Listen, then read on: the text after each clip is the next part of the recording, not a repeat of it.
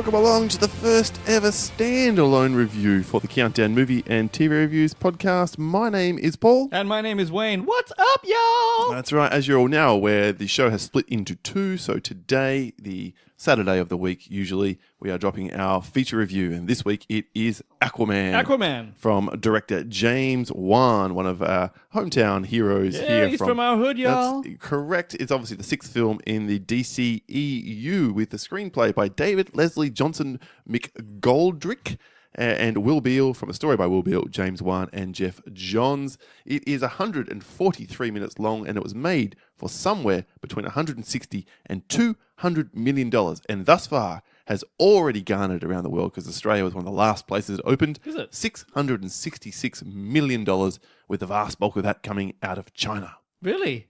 Wait, how much will it cost? 160 to 200, so this is already a massive, massive hit. Oh, good for Aquaman. Okay, that's kind of cool. Well, you know what it's about? Do tell. It's about, well, actually, you know what? I want to tell the listeners something here. Can I just talk to you over here for a second, listeners? Paul, just chill. What? All right, everyone, I happen to have some information here. It's exclusive for you. Okay. I happen to know that Aquaman was Paul's favorite character from the Superfriends cartoon. Remember the Superfriends cartoon? Back in that version, he was blonde, clean-shaven, and when he talks to the fish, little concentric rings appear, and it sounds like this. Remember that shit? That was Paul's favorite. I absolutely did think that it's fair to say Aquaman. I'm glad you got to use that. That's right. Welcome back to the soundboard. Of course, we'll be here for the feature reviews. God, I forgot this thing would be only well. stupid. Oh, fuck. Sorry, everyone. Okay, now, Aquaman. His father is a lighthouse keeper. His mother is Atlantean royalty. Together, they made Arthur Curry, who's Aquaman, and like all high-born Atlanteans, he can exist on land and under the sea. In a throwaway line that they mentioned once in the entire movie. Which, you know, it's important that it's there. I need to understand exactly what the rules are. Sure. Aquaman has a half-brother who still lives in the sea, and he's going to wage a huge war against the surface dwellers. So Aquaman has to go down there, challenge his brother's ass to a duel so he can win the throne and avert the war, and that's some superhero shit right there. So the movie unfolds with Aquaman's quest to win the throne, which also involves him finding some special trident which will somehow solve all of his problems. As it does. Yeah. As all MacGuffins will. Yeah. Now, we usually start with these things. I want to ask you what you think, Paul, Yeah, because sure. I'm very interested here. I did forget to mention the cast. Jason Momoa, Patrick Wilson is the half-brother. Amber Heard is the love interest / motivator. Nicole Kidman, Tamua Morrison as well. And who am I missing? Anyone else important? No, one dude I should mention, because he's going to come in for a fucking more of a mention shortly. Yanya Abdul Mahin II. Oh, really? He was playing Black Mantis. Black Manta. Yes. Manta. Manta? Yeah. Manta, not Manta. Oh, shit, not going to amend my written review. Oh, and Dolph Lundgren. How could we forget him? Oh, God, Dolph Lundgren. Yes, that was a big was one. Great. It was nice to see him in here. Actually, he was great. Okay, Aquaman, as an overall, I think it is exceptionally fun, and were it not for James Wan leaning so hard into the fun, this film would have been an absolute train wreck. As it stands, I enjoyed it and would recommend it to anyone who likes superhero movies. Whoa! Whoa, really? Wayne is shocked. He's looking at me like I've got two heads. No, I don't. This is not how this was supposed to go. No? I saw this movie. We didn't see it together, of course. No, we didn't. I walked out of it and went, oh, he's going to fucking wipe that. No, he's going to shit all over it. I think this film blew by. I was genuinely shocked. I watched this What? movie and 140 minutes just flew by, 130 before the credits began. Really? Yeah, like, it's dumb as all fuck. You have to. No, You that's have not the to problem. detach brain. Absolutely. If you give this one iota of thought, normally this is enough for me, you're right, to bag a film out on. But because it's a superhero movie, it gets away with a lot more of dumb shit. Like I things would like agree. only the highborn Atlanteans in one throwaway line can breathe the air. So that all the other dudes, when they come up to the surface, They have to use this, they like, have to have like, apparatus. tanks of water in their face, which makes for some interesting action scenes. And this film is Yeah. all about the action. No, okay. Wow. Really? Yep, and how good it looks. The visual stylings, and some of the CG, especially the de-aging, is extremely ropey.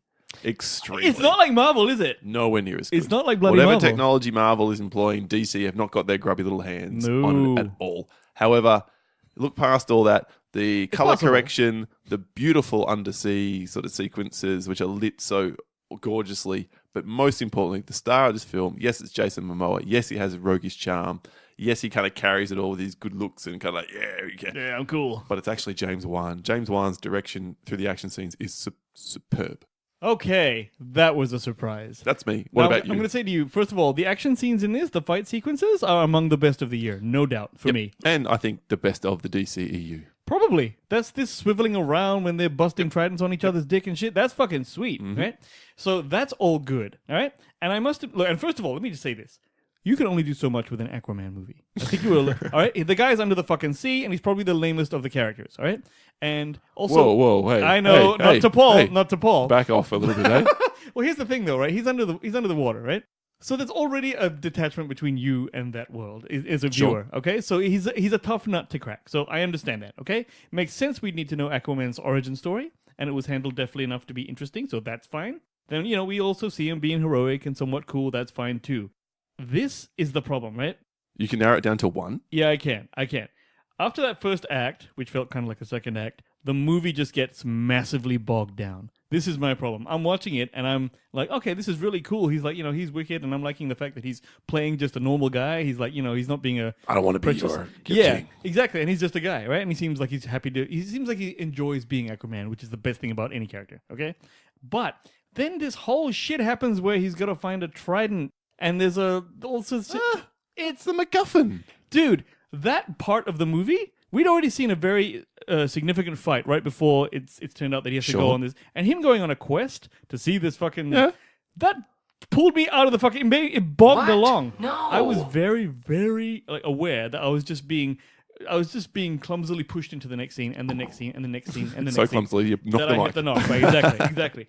That is the only problem with this movie, but it's a big problem, see? It's like... I don't know. I think the film has way more problems than what you're talking about, but I like... So really? So wait, but it sounds like you liked it, though. Yeah. The problems of the film are legion. Oh, However, okay, this is better. I thought you loved it. No, I liked the film. All right. But it's not a good film. Okay. Well... It has... It's not a good film, is it? It's terribly written. Really terrible. The dialogue is awful. Black Manta, or whatever the hell his name is one of the worst actors to have ever taken the screen. His performance is so cringeworthy. Like every beat on his face is exaggerated. Who wrote the movie? Who wrote the fucking movie? Was it James? It wasn't James Van. They wrote the story. James Wan, Jeff Johns, and this Will Beal. The script is awful. Everyone, the script involves... There's a sequence near the beginning, right, where pirates are trying to take over a U-boat. Oh, God. All right? And so... Permission to come aboard. That part was actually fine. The part before that, where they just take out all these people in the fucking crew, and then somehow find the time when taking over a fucking military U-boat to have this father-son conversation about, here's the knife your granddad gave me. God. And I'm like, what the So fuck? dumb. And I was like, what is this shit, right? And that whole thing was bullshit, right? So that as was the fact that, okay, so Aquaman's bulletproof. That's what we can glean. I found that out on this movie. Yeah, I wasn't aware of that. He's bulletproof, but he's not old person knife proof. Well, that was a special... No. There was an Atlantean blade that cut him first. Yes. And then that Black Manta's knife, which I went back and researched, is nothing special. Unless that knife happens to be Atlantean steel. Then that's really dumb. Which could happen. Like okay. His grandfather It did have the big Manta on it. Yeah. Here's the thing, right? Black Manta is, whatever, in the comic, right? Has that massive, ridiculous head. Right? Oh, God, he looks stupid. Okay, now let me tell you this, right? This You're was right, always Black Manta. this is really always this is the problem with this Black Manta character. This is why you've never seen him on the screen before. Because how the fuck do you have a dickhead with and then if you see the cartoon, you see the animation of this, the head is 3 times bigger. Yeah, I have to say, this is living proof that what works in one medium doesn't work in another. Absolutely, but the thing is, the fans of Aquaman, like yourself, would really want this. So the way that they actually explained why his helmet is so big is because the converter that fires things out of his eyes will break a normal-sized helmet. I actually thought that was quite a good explanation. Still looks daft. It looks daft. When he came on the scene in the big action sequence in the Sahara, oh boy, I was laughing so hard. Really? Mm-hmm. See, you know what was good about that scene? There's a scene where there's a lot of one shots where the camera sweeps through 5 different connects actions. 2 different actions. That is pure cinematography kind of. James Wan. That guy is good. This at that guy shit. did Furious 7 and obviously the Insidious films and the original Saw films, but particularly in Furious 7, a lot of the similar kinetic camera techniques were in the action scenes, and he's taken all that wealth of experience from that big budget film and brought it to Aquaman and lended that sensibility to it. Right from the opening scene, or virtually opening scene, where Nicole Kidman gets this really cool action sequence with this awesome, high angle looking down as she's spinning around, taking care of all these Atlantean guards. She's a queen, she'll fuck you up. Yep. It's good shit. See, that's all wicked. I reckon the Nicole Kidman bit's all good, right? It's just that the movie felt long to me, man. It felt really Whereas it long. didn't, I was genuinely surprised. That's what Like, I'm surprised about yeah. you, because the thing is, once I realized, we're gonna have to wait until he gets this thing before that thing happens, the other thing happens. I'm like, we got like a whole another act of this shit to go. Our regular listeners will be well aware that I'm comfortable with long. You're a a little bit not so I certain have about a it. low fucking attention span. It's tiny. It's tiny. Not related to anything else. It really is. And yeah, okay, so I understand that. And I wish I was a more patient viewer. I wish I was less of an imbecilic. That's harsh. Not imbecile. You're a bit more sophisticated. That's not what you're aiming the for. thing is, the soul of brevity is wit. Sorry, the soul of wit is brevity. I can't remember. One of those. One of those two. Brilliant. The soul of wit. Cocaine is a hell of a drug. The soul of wit is brevity. All right, brevity is the soul of wit. So, that's the actual Oscar Wilde. Anyway, Now we've established that. Well done. There's your education for today. Good right, listeners. Look, let's end the spoilers. No, I just wanna move on to one thing. Non-spoilers? Yeah. yeah, Amber Heard Yes. sucks. Ooh. Now- I'll tell you what did suck, their chemistry. Their chemistry or lack is thereof. bullshit. Their chemistry is bullshit, all right? Because It was terrible. There is some fucking cheese in this movie, all right? They go into where was is it Italy or someplace? Oh, right? it becomes a national treasure movie for It about 30 minutes. It becomes them wandering through this European holiday, right? And it's like this fucking like Oh, soft God. music playing. What was it? Was it Roy Orbison? The soundtrack in this Roy film Orbison. It was Roy is Orbison. fucking awful. Shit else. It's really, really bad. So bad, in fact, that Pitbull pops up with a cover of a classic song. Pitbull does stuff now still. Yeah. So I want to play a little bit for it, if I may, here. Oh, okay. And I just want to see what you think All right, let me of hear this it. live. Okay. So here we go.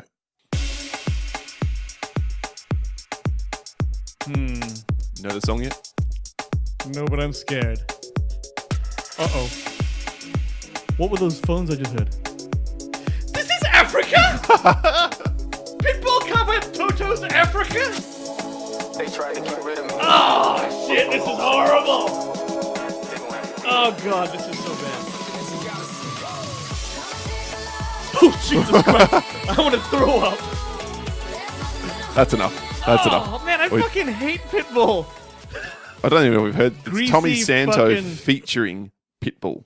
He does some rap interlude, no doubt, or some Oh my bullshit. God. That is horrendous. That is the level of music in this film. Okay, I almost threw up, and that now made this worse for me. You And just, even- but you just I don't picked even a know few what the points end off my song is. score. The film finishes this grandiose big moment, fucking Aquaman, yeah, and then we get soft cock pop song. I'm like, what the fuck is going on? Yeah, that's like it's bullshit. I've Where seen is that the before. grandiose score? Where's the kind of trailer music I opened with the episode?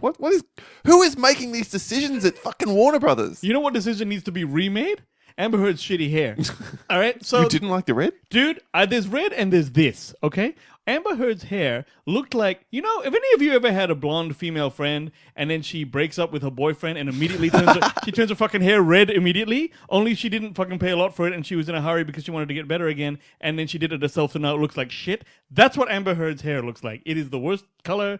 Treatment is bloody awful. Can't stand it. I thought she was fine in the role. Just I thought her chemistry with Jason Momoa That was was completely there. lacking. I mean, I knew she was- even when they ate roses together. Yeah, I wish I could keep this separate, but I know she's a gold digging whore, so it's like a bit of a. Like, I also already don't like her, so it's like, you know. Okay. Anyway. All right. Well, let's move into spoilers. We can discuss a couple of the plot beats to wrap up the review.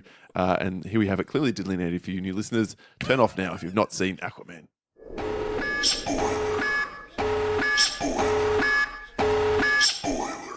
All right. So, which plot point did you like the most? Here's what I like the least. All right, here's what happens, everyone. Okay, in about starting at the end of the first act, beginning of the second act, Aquaman actually faces the villain of the piece, being his brother. Okay, they have a fight. Yeah, it's about an hour in. Yeah, it's about an hour in, so it's kind of middle of the second act, whatever, right? Aquaman gets his ass handed to him because he's not used to fighting underwater, and he has to be fucking rescued and escape, right? In one of the most unconvincing Like, sequences ever. how did they would not have gotten away from him? Nope. So The okay, entire city's fucking chasing him, and we have to go over the impenetrable walls, which they make a point of saying. But you said these walls are impenetrable. Shut up and let me drive. Like, that's a good answer. exactly. Also, it's a chick driving, man. What do you think's happening? Oh, all right, no. so, all right, fine. No, fine. no, no. It's fine, Bitch. please. Let's see Paul That was- edit around that one. That's why I just answered you with you. Again, sorry for new listeners. I'm just fucking with you, everyone. Anyway, so yes, as I said, that happens, and now it's like, oh, we better fucking find a trident.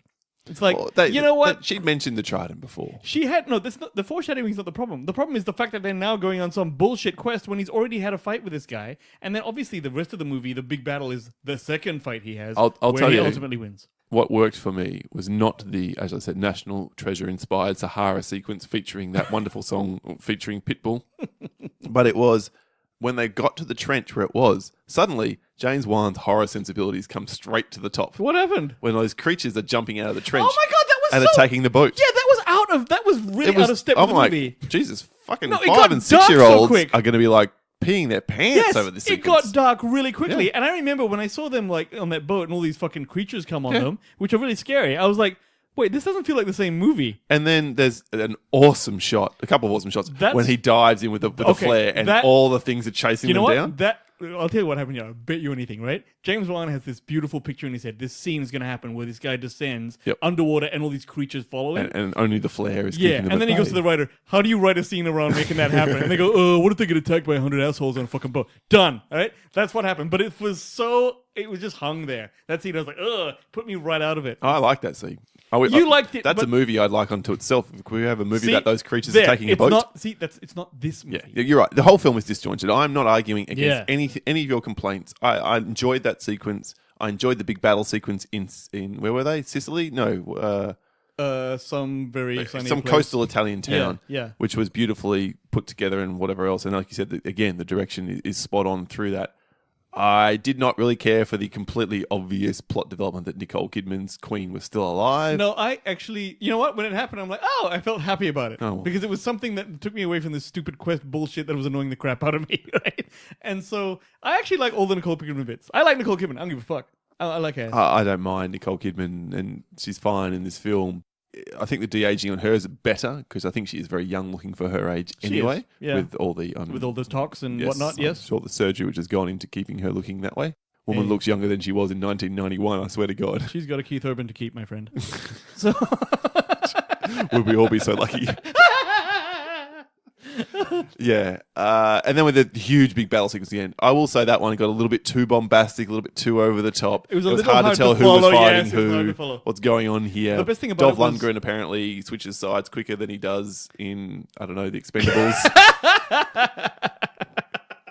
Well, can we just talk about Dolph Lundgren for a second? So he turns up on his fucking seahorse or whatever it is that he's riding, right? And he's just having a conversation with his daughter, and it's just like, hey, it's Dolph Lundgren, and he's a bit ranger to make him like her dad.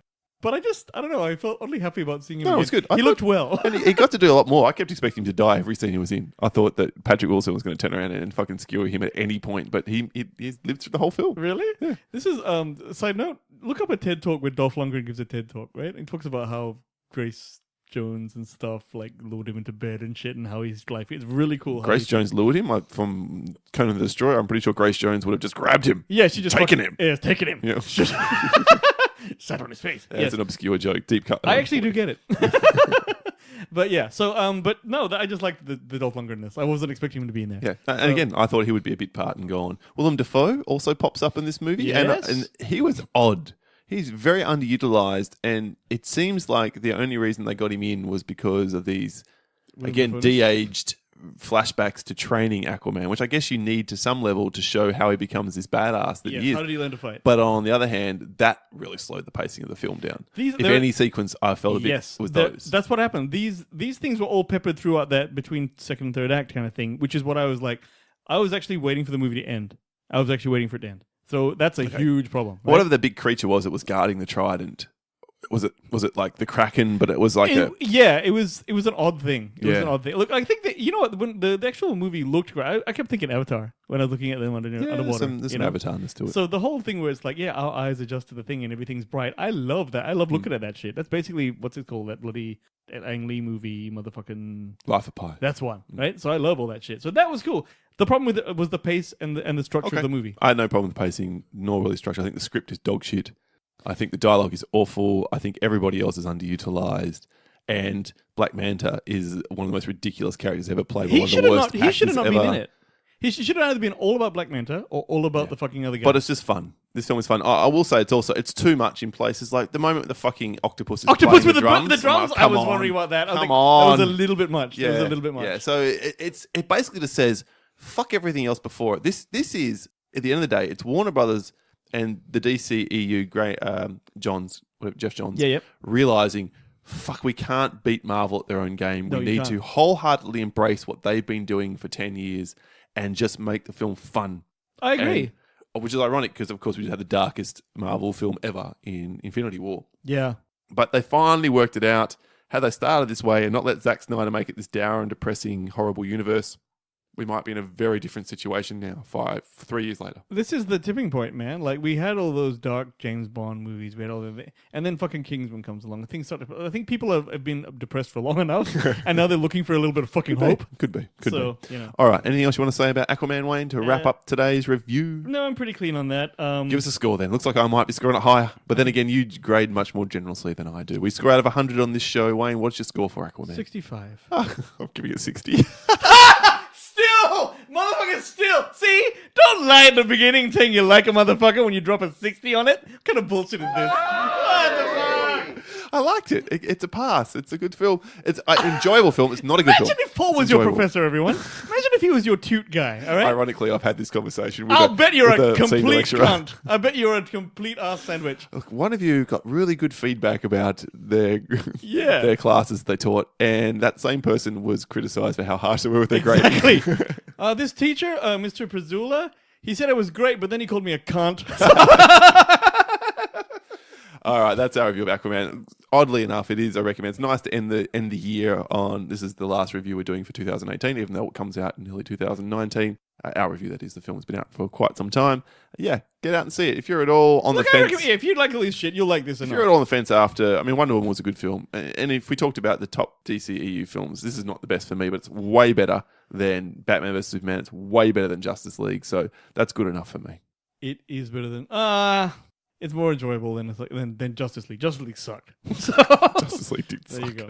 All right, that's our review of Aquaman. Let us know what you think. If you had a different opinion, we would love to hear it. Thank you so much for joining us on this first ever standalone review for the Countdown Movie and TV Reviews podcast. You can hit us up on Twitter at the Countdown PC. Our email is countdownpodcast@gmail.com, and you can follow us / interact with us on Podbean as well. We have a Facebook listener community which you can join. Link is in the show notes. And as we lead up to episode 200, don't forget, send us your top 10 favourite films of all time so we can add it to our ever-expanding, growing list. And we will be doing the top 10 or 20 we haven't decided yet. Films that you, the listeners, have decided for episode 200. That'll be cool. It's going to be a lot of fun. That's cool. All right, cheers. Thanks so much for joining us today. My name is Paul. My name is Wayne. We'll see you kids real soon. We'll catch you next time. And this has been The Soundboard. Eat my ass! Eat all the asses, man! If any of you guys are new, he does this fucking bullshit. I don't know what it's about. We'll catch you next time.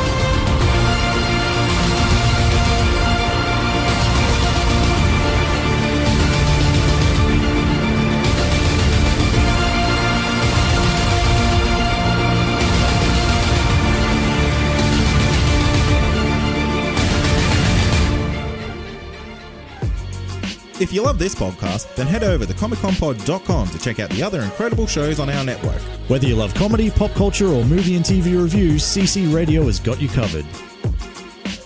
In fact, that Pitbull pops up with a cover of a classic song. Pitbull does stuff now still? Yeah, so I want to play a little bit for it, if I may, here. Oh, okay. And I just want to see what you think All right, let of me hear this it. live, okay? So here we go. Advert. Dude, YouTube I'll Premium, give it edit a that try. part.